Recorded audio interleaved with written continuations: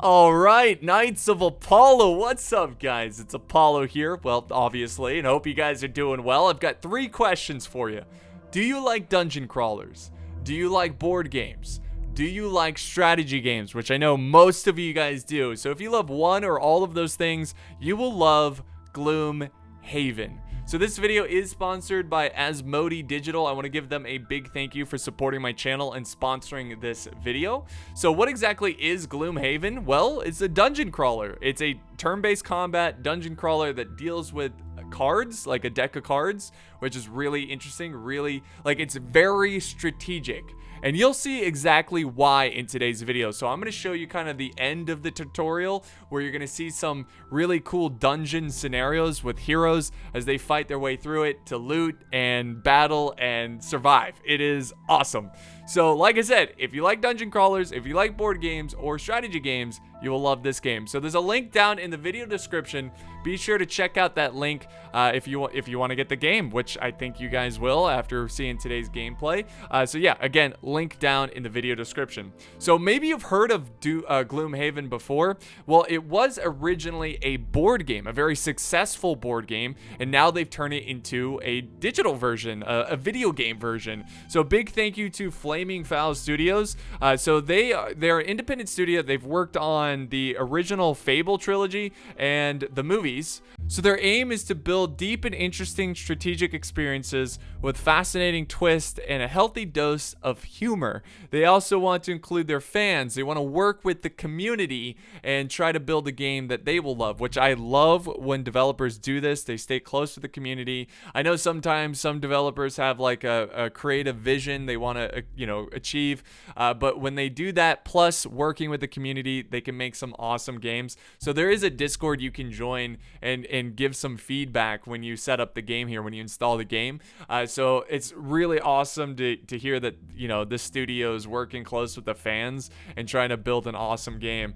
And they've been working on the game for about a year now, and they will continue to update it. So they have a little roadmap here of showing what they've done and what they're going to do. But they've also made little change. Again, they're working with the community. They're trying to make changes that the community will love. And I'm sure there's a lot of people who are like diehard board game fans who play this game and are really excited about this. And that's a great thing about video games. And that's why I often love when board games are turned into video games, because sometimes it's hard to find people close by, or especially now during the whole pandemic and everything, it can be hard to get together and play games. Well, thanks to video games, you can play thousands of miles away and still play a board game together, which is awesome. But this is a digital version and is very fun. What you're going to see in today's video is me playing towards the end of the tutorial. You're going to see a scenario of me taking on some enemies, explaining how the game works to the best of my ability, seeing some new characters, and just, yeah, it's a lot of fun, guys. So we're going to dive into my campaign. I got basically I got past the tutorial, and we're going to go into our first scenario where, here, we'll just hit resume and I'll show you. And I'll walk you through how this game works, how you use the cards and everything, and how to play it essentially. And let me tell you, I struggled. Okay, I struggled with the tutorial. Now I'm not the smartest guy in the world. Okay, I don't claim to be the most amazing, like, big brain tactic kind of guy. But you can see what happened is we were traveling to a city. A road was blocked by some bandits, and we're kind of in this really cool forested map, I should say. All right, so our first proper fight looks like 2 clearings with a couple of bandits each. Just remember what I've taught you, and don't enter the second clearing until you're ready. You can change the character starting position this time by clicking the white hexes, so choose a formation that suits you. Okay, cool. So, by the way, you're struggling to make objects to enemies in the undergrowth. You can press tab to highlight them. All right, sweet. So this is how the game works. Have you ever played any kind of turn-based game? When it's a turn-based game, you have your heroes, and they kind of fight in a certain order. Now, that order is really important in this game, because what you do at the very beginning. Well, first off, let's reform our formation here. Let's move so our first hero here is a brute. He's more of a tanky frontline kind of guy. And then our second character is called the the Scoundrel, which she's more of like an assassin, better at, you know, more like a glass cannon, so to speak. So we definitely want the Brute to kind of take most of the punches here. But it's really interesting. This is where the game gets really fun and very strategic and just, you know, high IQ stuff right here. Okay, you got to think about what you got to do. So the way this game works is that you have a deck of cards, okay? So what you do at the beginning of your turn, you pick 2 cards, and depending on what you want to use, so for example, let's look over Provoking Roar. You see how there's a top and a bottom? Say you want to use this disarm ability. So what's going to happen is that if you use the top of this card, your second card that you pick, because you pick 2 per turn, the second card you pick, you have to use the bottom of it. So you kind of have to choose wisely. Now the first card you pick is, you see the points here? That's your initiative. Your initiative will show right here in these cards. If you have a lower initiative than your enemy, then you get to attack first. And again, if you're confused, don't worry, we'll walk through everything that I'm talking about here. But you get to attack first, and that's why it's usually pretty smart to go for these lower cards. But once you use a card, it goes away. But there is a way to get it back, which I'll show you when that time comes. We also have his inventory over here. I got some in the previous tutorials. I got some extra like bonuses, like a shield and some boots. The boots add extra 2 movement to a single movement, which is really useful. And then I have a shield, which I gain a shield for shield 1 for the attack. So basically, the enemy is going to have to try to fight through that shield by using piercing attacks. So pretty cool. All right, let's finally go with our turn here. So with the Brute, I'm going to go with, let's see. We definitely want to disarm one of them. And they're both archers, so keep that in mind. I think archers have a range of 3, so they can hit us with their bow from 3 spaces away. I'm going to go with Provoking Roar. I want to use that disarm, but I also need a good movement so I can, move 6. Move 6 is pretty good, but that's kind of unnecessary. See, this one, leaping cleave is a good one because you can jump over like traps. You can see there's a trap right here. Sometimes there's obstacles you can jump over. I think I'm gonna go with the Sweeping Blow. So those are the 2 cards I'm gonna pick for the Brute. And then for our Scoundrel, we want a range attack. So we're gonna try to move her up as well. So I wonder if we can. So we have a move 5 here, but then do we have, throwing knives. Oh, that's pretty good. So let's go with the Flanking Strike and then Throwing Knives. But okay, so here's the difference. All right, I'll show you. All right, so that's good. I like that. So we'll end selection. And okay, that's perfect. So they also get to pick their cards as well. The Bandit Archer can move 1 space and they can attack for 1 damage at the range of 3. Create a 3 damage trap in an adjacent empty hex closest to the enemy. So they can also create traps, which can be a problem. Yeah, you have to like disarm the traps. So we're going to be able to go first. So first it's the Scoundrel, because remember, when we select her first card, it was only worth 4 initiative. So that means she's going to be able to go first, and then our Brute, and then they are going to go. So, all right, that sounds good. So the Scoundrel's turn. So this is where things get fun. You see here how for our first card, if I get the bottom, then I get the top of our second, which is exactly what I want, because I'm going to move her up and do a ranged attack. And the cool thing about this is I can actually hit 2 targets if I'm in range. So I might actually have to go all the way. I might be able to reach her and her in 1 attack, or the 2 archers. So let's select the move, and then we're going to move first. We're going to go all the way up. I know this is a little risky because she's not a tank. So let's move her all the way up, confirm movement, and boom, that card is spent. Now, yes, we can hit both of them. So because if you look, target 2, that means we can hit 2 targets, the range of 3, we just barely are able to be able to hit her, and then attack worth of 2. So when we attack them, we're going to do 2 damage. The 4 here is their health. So let's confirm the targets. Boom.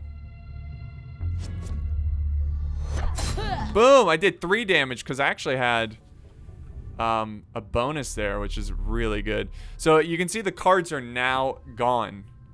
And now it's time for the brute's turn. Now remember, our tactic here was to move and then disarm. I think, I'm curious here. Okay, we'll be able to barely reach them. Now remember, we can, well, actually, we can push. Oh, you know what we could do? Okay. So what's really cool about push is you can push an enemy into a trap. But let's move brute all the way up here. And remember, we can use the shoes and extend our movement, but we don't really need to. In fact, oh wait, I can move her. Okay, hold on. Should I move her though? If I push her, yes, I could push her into the trap. That's gonna clear the trap too. And I didn't even use my disarm attack. That's okay. Yes, yes. That's perfect. Now, she also dropped some loot. Loot's also very interesting because remember, our movement is based on our cards. Now, I don't think we're going to be able to hit anyone here, so we're going to have to skip attack here, unfortunately. But that's okay. We took out a enemy with just 1/2 of a card. Nice. Okay, you see how it said -1? That means our Scoundrel has a -1 attack modifier. So basically, if she only does 1 damage, if she only does 1 attack damage, then the modifier, see the modifier she has? It goes 0, -2, -1, 0, 1, 2, 3. So I think it's correct me if I'm wrong, I'm pretty sure this is right. There's a lot to this game, but you'll get a random roll. And we got really lucky. That modifier just saved us there, and she did no damage to our Scoundrel. So, we're back. It's our turn again. Again, we want to try to go before her, or the archer, because we don't want her to do any damage to us. We should be able to kill her right here. Let's see. Let's start with our Scoundrel. I might be able to move up our Scoundrel here. Let's see. Ooh, backstab. That would be good for movement. 1, 2. So we just need to move 2 spaces. We do have a push ability. Oh, a pull ability. Range 3. 1, 2, 3. That should be able to reach. Pull ability is just like a push ability, but you're pulling towards you. So I'm going to go with... It's expensive? I think I'm going to go with Smoke Bomb. And then I don't really need to do anything else because we're going to pull her into a trap and that's going to be it. But I should, let's see, we're pull, so we need a top movement. Okay, let's go with quick hands and we'll be able to move and get this gold here. So let's do quick hands. Okay, and then he shouldn't have to fight this round. So we're gonna just, again, looks like there's 1, 2, 3 piles of gold. There'll probably be another pile here. So we want something with a lot of movement so we can grab this gold. If there's any kind of like, sometimes these cards will have like looting. Okay, here we go. Grab and go. Now, so if we click this card first, he's gonna have 87 initiative, but that doesn't really matter because I'm planning, obviously she's gonna kill this archer before. So that's okay. So we're going to go grab and go. And then I guess we can do something. Let's see, the loot would be good. We need something that can move us. Something on the bottom. I might go you know what? Let's go skewer so we can move 6 and then grab and go. Yeah, that should be okay, I think. Let's see. Let's see what they roll. Ooh, a 32. A 32. Okay, so let's go ahead and pull her. So the way this is going to work, we click on pull. We click our target. Then we want her to go through the bear trap. She should die there, I'm pretty sure. And then she'll end up here, but she won't make it to here. Because you can move her 2 spaces. And even if she does make it here, we'll be able to attack her with our other quick hands card. So let's confirm the pull. Yeah, there we go. Nice. You know what's... Oh, okay. Okay. Yeah, perfect. So we have 2. This is good. This is good. So what we're going to do is... We're going to go ahead and move her to get this gold over here. Because they pick up gold wherever they end their turn.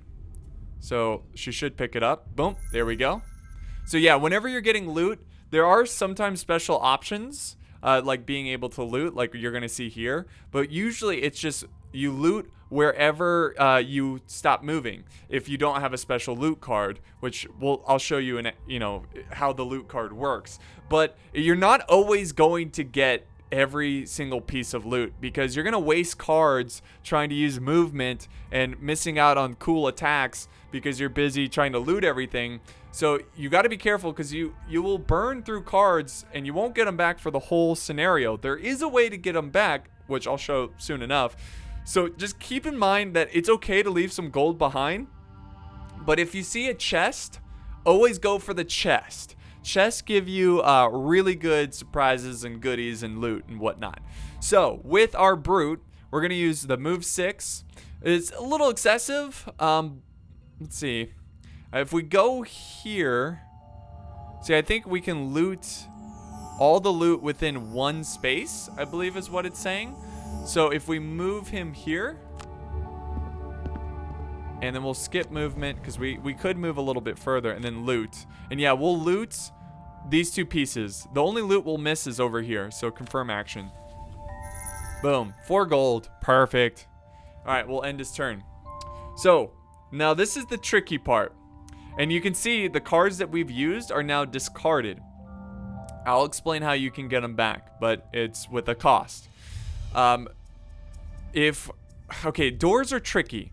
Whenever you're in a scenario and there's a door, try to kill all the enemies before opening the next door. Because what happens is, say there's an enemy over here, we open this door, then if there's enemies behind the door, we have to fight all of them. So it's always good to try to defeat your opponents before going through the door, but sometimes you just have to go through the door.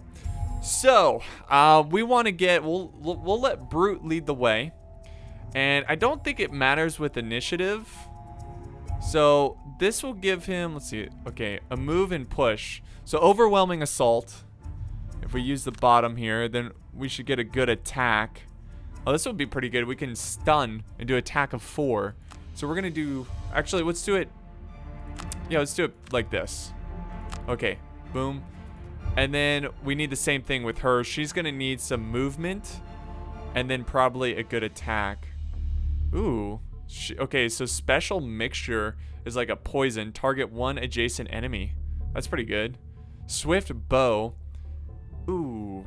I wish I could just use swift bow, but again, you have to use 1/2 of each card. So loot every hex you enter. Ooh, that's pretty good for looting. I don't know if I should use that. See, that's the strategy going into this game, is like, you gotta make sure you use cards appropriately. Make sure you use them at the right time. I might go with... I could heal. Okay, let's go with Venom. And then let's do the backstab. Now, the reason I went Venom first, remember, your initiative depends on what card you pick first. The reason I did that first, then backstab, because I want my Brute to go first. I want him to take the damage if there's enemies behind here. So, let's end the selection. And our Brute's going to lead the way.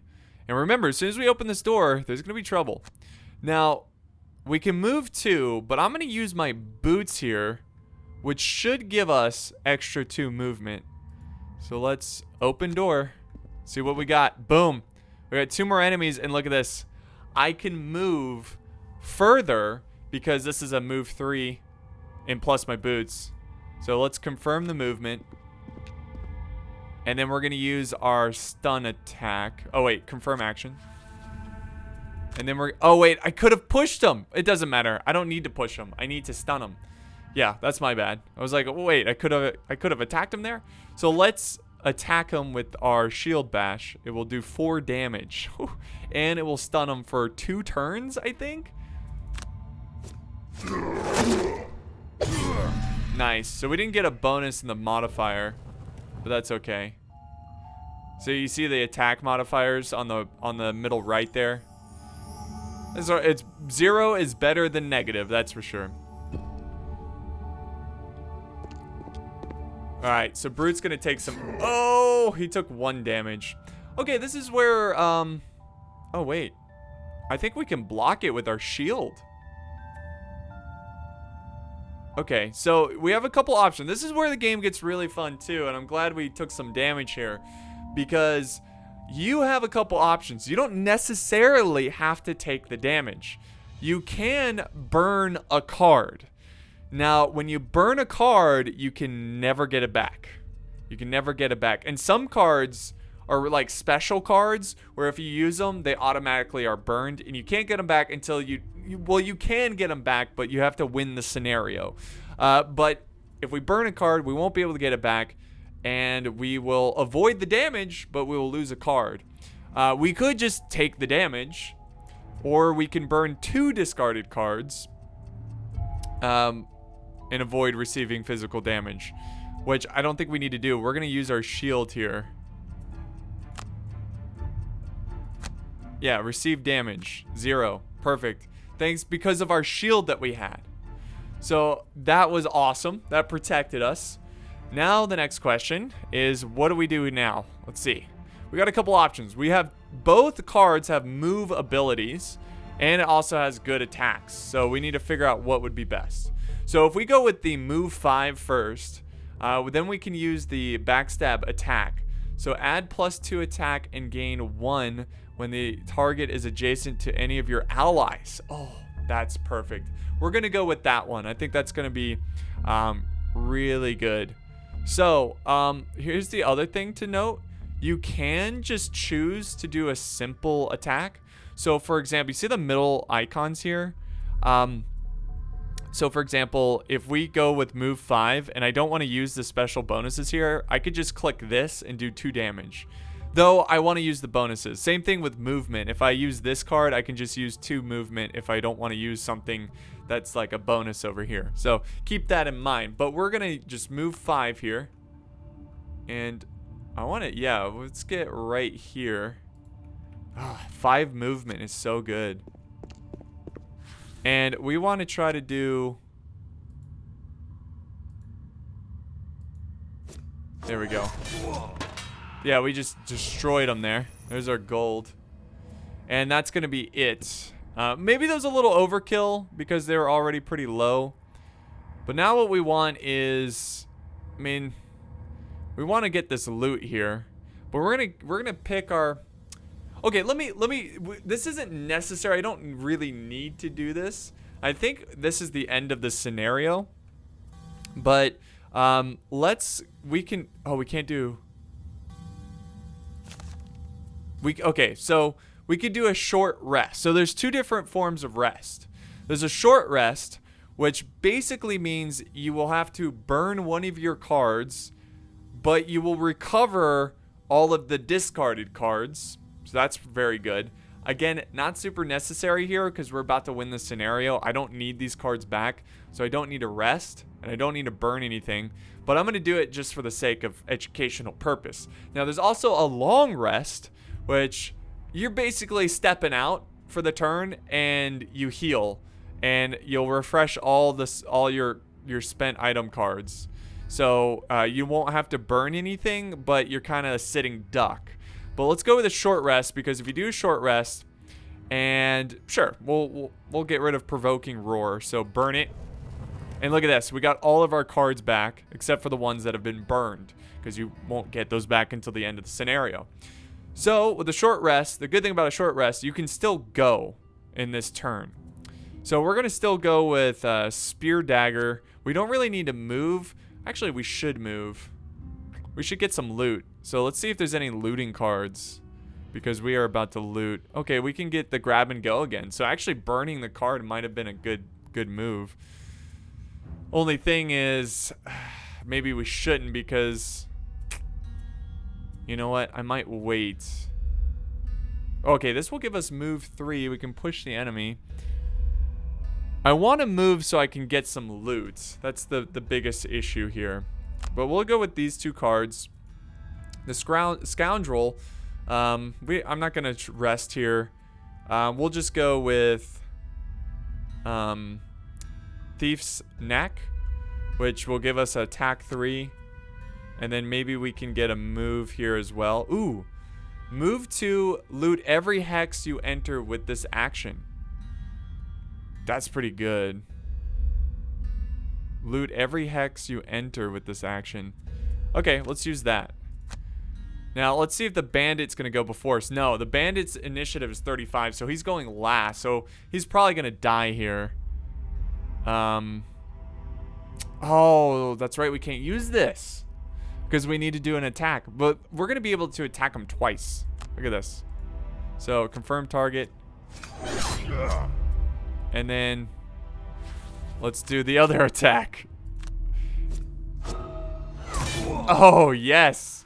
So she's not going to be able to move, but the good news is, well, okay. Maybe I should have gotten the looting card with him, because then he could have looted these two. But let's, we'll just use the move order and move him to get this piece of gold. So there we go. And then we'll just skip attack. We'll get that loot. And there we go. We have victory. So because we won the scenario, we didn't have enough time to go and get the other loot. But that's okay. I think we got a lot of loot there. I think we did pretty well.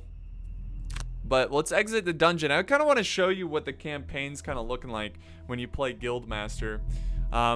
You kind of have this yeah, here's the map. And you can, oh, nice. We've got Gibbet Hill? Claim reward. Oh, that's right. We unlocked another region. And so we do have a merchant with our party who helps us with merchant stuff, making money.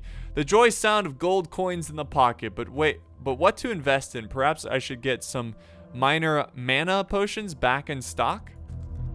It's about time you learned about the fundamentals of magic. I know a spell weaver who should be able to show you a thing or two. And at last I heard from her she was researching a stone circle in the forest nearby Gibbet Hill. Ooh, okay, this is going to be fun. With all those monsters about, we ought to check if she's okay. So earlier I did other missions on the map, and that's how I unlocked the Brute and the Scoundrel. You kind of like go to them, and it's almost like a little bit of a tutorial where you learn each class. Alright, so there we go. We're traveling to the Enchanted Forest, master of the elements. Asking around in Gibbet Hill, you are directed down a forest path towards some long forgotten ruins. As you reach the clearing, you hear a commotion ahead. It seems some bandits have cornered an orchard woman. In this, is this who you think you've been have been told to find? Let's find out. My 4th grade reading skill. And there's more than just bandits to fight in this game. There's other monsters that you have to fight that have different abilities. Oh boy. She is surrounded. Met the spell weaver, a powerful but fragile magic wielder who can harness the natural elements of the world. Good thing we found her when we did. There's a lot of bandits. To get her out of this mess, you'll need to harness the power of the elements infused in the battlefield.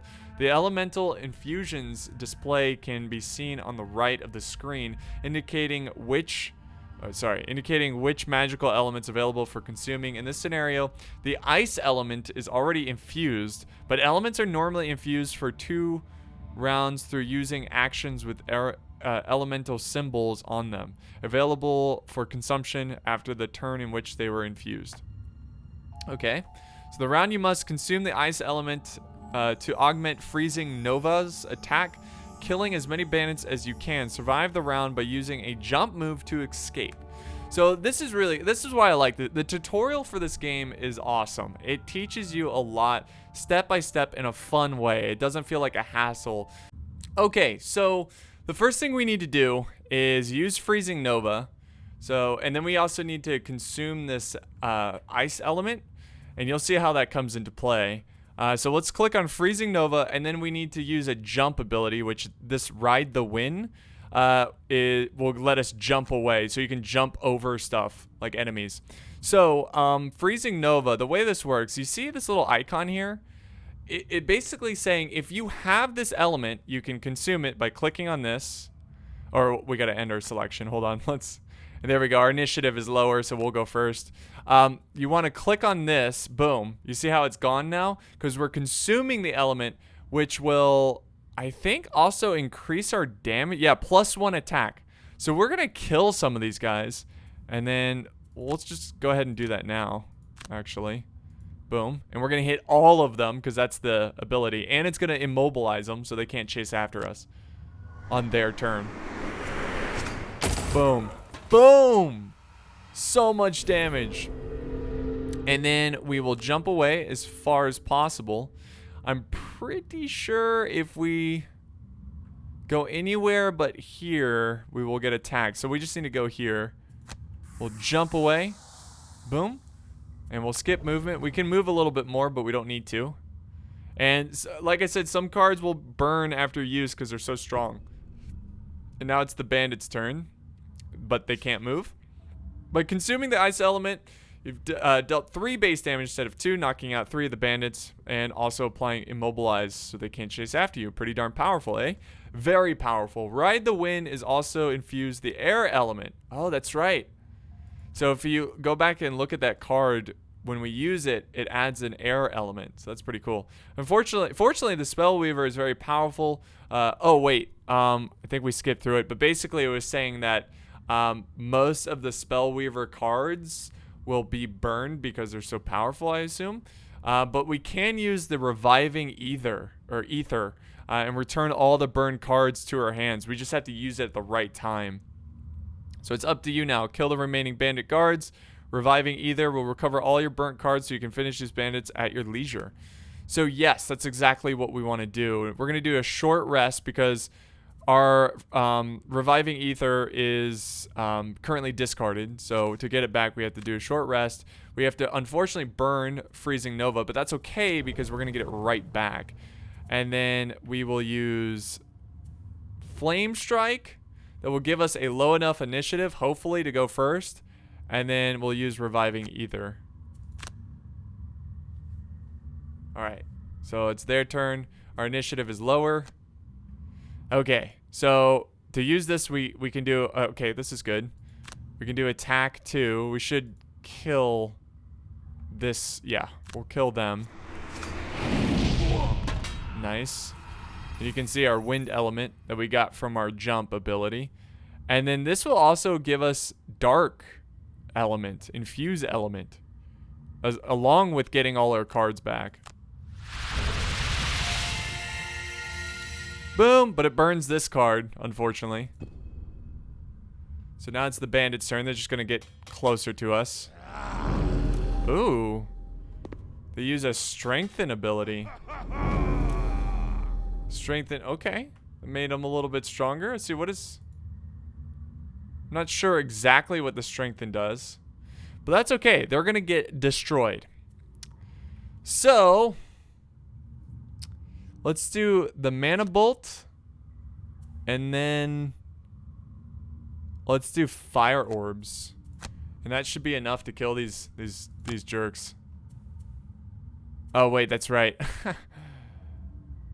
That's right. Ooh, we can heal. So that was my bad. That was a stupid move. Here, you know what we'll do? We're going to do a hit and run. Ooh, that's right. Oh, that's right. So we're going to use this element to improve the attack.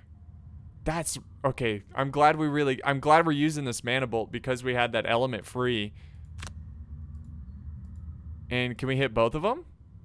No, just one. So we're going to hit this one. That should kill him.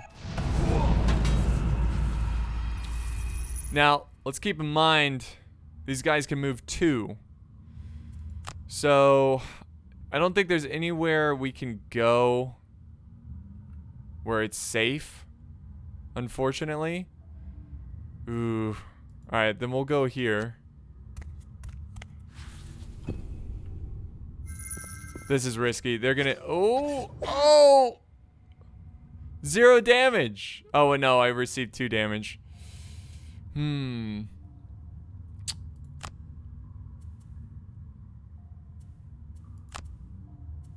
Okay, so we're gonna burn a card.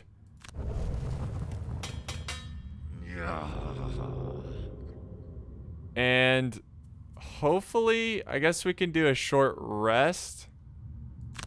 Yeah, because we only have one card. So we need 2 of them to do our round. So we have to perform a short rest. Sure, we'll burn mana bolt. Get our cards back. And let's just do freezing nova. And we'll do flame strike just in case we need more. So you see how we prevented damage by burning a card? It's smart, but you don't want to burn through your cards. Sometimes you want to just take the damage. Alright, good news. We get to go first. So let's get this guy out of here. Boom. Victory, baby. And that is how you use the Spell Weaver. That's how you do it. Just like that. I guess we can skip this attack. Because there's nothing left. And there you go. For helping her out of that bind, the Spellweaver's agreed to join our guild.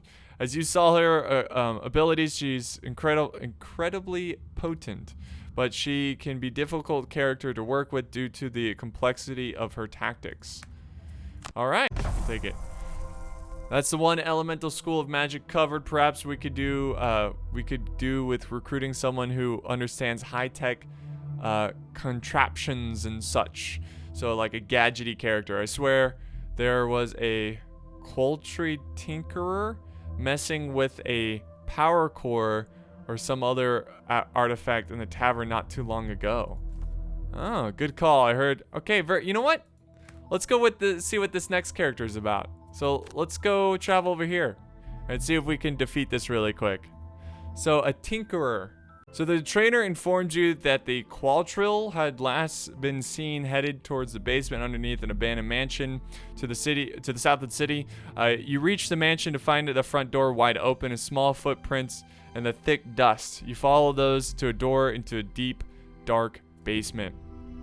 All right, let's see what this character is all about. Okay, so here's a pretty cool dungeon. You can see how like these like building dungeons kind of look. They look really awesome. Meet the Tinkerer. It's a great support character to have on a team. You can also take on multiple enemies in a pinch. Looking at all those skeletons, I'd say this counts as 1. Currently, he's wounded and will take 1 damage at the start of his turn, so you ought to heal him as soon as possible with the minor health potion. Looking where the enemies are in the room, I advise you to go as late as possible this round. Oh, really? Okay, so they want us to pick, or the guide, the trainer, wants us to pick the ink bomb first because we want to go second to the living bones, the skeletons. So we want them to come closer to us, but at the same time we're wounded, and when we're wounded we'll take 1 damage at the start of every turn basically. So I noticed here that we do have a healing potion which we can use probably in the second turn. So let's go ahead and or can we use it now? I guess we can't use it now. So let's use Ink Bomb and I guess what should we use? Toxic Bolt? Sure, we'll go with Toxic Bolt. So that puts us as 74. There's no way they're gonna pass 74 with initiative. And sure enough, they don't. They're at 45, so they're gonna go first. Okay, good. So those living bones moving forward. Now, I love when you kill the skeletons in this game because they make a bone cracking sound. I don't know. I just love the sound. Anyways, we're going to receive 1 damage. That's fine because we're going to heal up now. So, yep, confirm the heal. Boom. Perfect. May have noticed that if you use the heal ability when wounded, the character not only recovers his hit points but loses the wound condition. Healing can also remove poison. Okay, that's good. So let's use the Ink Bomb, and you can actually press R and it'll change the hexagon pattern. So let's hit as many as possible. Let's hit these 3 over here. Confirm targets. Boom. Delicious. That's perfect. So now they're down to just 3. Unfortunately, we won't be able to attack here, so we're going to skip attack and wait for them to get even closer. Boom! Ink Bomb's pretty good, eh? And then finish off the bad guys. You can rotate, yeah, by pressing R. Okay. So it's our turn again. The only problem is we only have one card, so we need to do a short rest. Yep, perform a short rest, and we will, sure, get rid of Toxic Bolt. And then we'll have Net Shooter and Energizing, okay. Ooh, Net Shooter's pretty good. I don't think they'll have anything lower than 19, so we'll go with that. Yeah, 64. So we're going to be able to go first, which is what we want, because this can reach, right? Please tell me yes. And that will kill him, or them, I should say. Boom! Wow, this is pretty good. I like this character, and then we can move and get some gold here. Good support character. Skip movement. Let's get that gold. Bada bing, bada boom. Victory. This little guy packs quite the punch, eh? Let's sign him up and look for some paid jobs for the guild to take on. Alright, so we got to see pretty much 4 heroes. Quest completed. Claim the rewards. You're getting the proper mercenary guild together now. Speaking of paid jobs, I met someone who requested your help. Yeah, I think that was the end of the tutorial. So you got to see kind of the end of the tutorial. Hopefully I walked through this well enough and explained well enough how to play the game. It is quite fun. It's very addicting. It's almost like so many elements in this game. Puzzle, like strategy, decks, you know, card decks. You got heroes with different abilities, so there's like RPG elements to it. It's very cool, it's very fun, and I'm enjoying it a ton. So don't forget, guys, there's a link down in the video description if you're interested in the game. Use that link. Again, big thank you to Asmodee for the sponsor. I do appreciate it. Thank you guys so much for watching, and I'll see you next time on the battlefield.